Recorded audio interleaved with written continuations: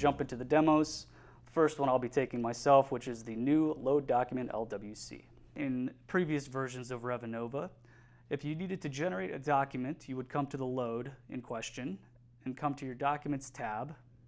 And within the sub-tab of the Documents tab, depending on which document you were looking to generate, you would go to that corresponding tab. And what we've done is we've actually transitioned off of this Documents tab and sub-tab architecture and onto the new Lightning Web Component architecture with the this new Documents button. So what I'll show you here is the flexibility and power that we've baked into a single button on the page here. So when I click the button, the document button here, it's going to launch a modal. And the modal will show a lot of the functionality that used to live in those sub-document tabs, all consolidated into a single point that's much faster to respond to clicks and points and edits. The very first thing on the Documents modal that you'll see here is the document selection that you're going to generate. So when I hit the drop down here, the very first thing that you'll see is the list of documents that are available to generate. And one of the things that I'll point out here is the bill of lading. That was one of the documents that we've had several customers request the ability to create BOLs prior to a carrier being assigned to a load. And so with this enhancement, we actually baked that functionality in. So you can now generate BOLs pre-carrier assignment. The next item that I'll point out on this document LWC is the overrides dropdown. So again, similar to how you've had the ability to generate blind or double blind BOLs in the previous document generation tool, you now have that ability to do that here as well. So in the dropdowns, we have our selected field of ship from name.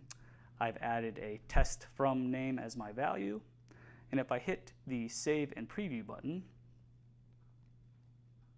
just below the override section is our preview, where you'll be able to see on my screen here, I've done the override of the name, and as you can tell, the test from name has been placed there. In addition to the overrides, you also have the ability to change the document name. So if you're trying to rename it and hide, either obfuscate the carrier's name or customer's name, whatever it might be, you can do that here as well. There's, of course, the Save button, which will save the document to the load, or Save and Close, which closes the modal entirely.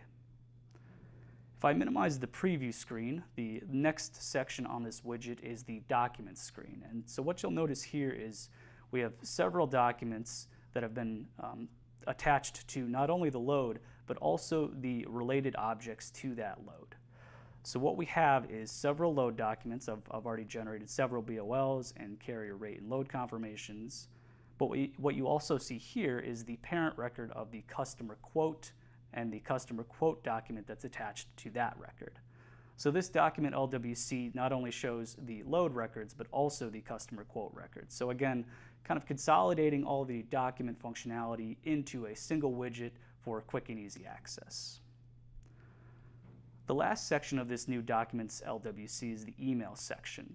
And so the intent with this is to offer a one-stop shop where you can quickly and effectively select particular email templates when you're trying to respond quickly or send a document to a carrier that's on the phone and they need something quickly. So if we select Load Tender with Assignment, that's the email template that you've seen before. And then the CC and the BCC fields here are the same as what you've seen in the other email LWCs that we have, like the Tender LWC, wherein you can pick the particular source of the contact that you want to choose. So in this instance, let's say I wanted to resend a carrier a rate confirmation. I could come to this Load Document LWC, choose my email carrier 1, and then when I click into the recipient field, you'll notice that the contacts that are returned in the search results here are the contacts that are filtered for that particular carrier account. Likewise, you can also filter by role of the contact, and so that'll be your transportation role. And then lastly, you can of course search for all of the contacts in the system or the users in the system as well, if those are the folks that you're trying to contact. The final thing that I'll show on the email widget here, the email section of the Load Documents widget here, is at the very bottom you have this pick list that allows you to choose the source of the documents that you would like to attach to this particular email. So as I mentioned, we've consolidated a lot of the functionality that was in different locations and consolidated it here such that you can choose the particular record that you're looking to attach documents from, in this case the load. So I'll attach my BOL. And then let's say I also wanted to attach, I'm emailing my customer as an example. Let's say I also want to attach my customer rate confirmation. So I choose customer quote, which is the accepted customer quote on the load. On that customer quote, I have my rate confirmation saved, and so we'll add that as well. So with just a few simple clicks after launching our Documents widget, I was able to fashion an email template, attach the documents that were attached to different records in the system, and then send that out.